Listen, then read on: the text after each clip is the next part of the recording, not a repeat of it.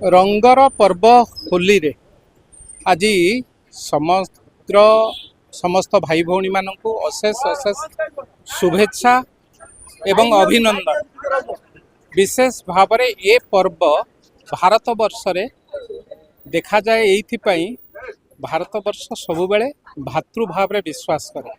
आज देखंतु सारा पृथ्वी जितेबाला युद्धर विभीषिकार जर्जरित सेतेबाला भारत वर्ष होली बा रंग पर्व निजकू भिजई निजकू सजई तेणु मु भावुची ए पर्व आम भितर भातृभाव को बढ़ाए, ए पर्व आम भितर स्नेह को बढ़ाए, ए पर्व आम भितर प्रेम को बढ़ाए, ए पर्व आम भितर संपर्क को सुदृढ़ करता है।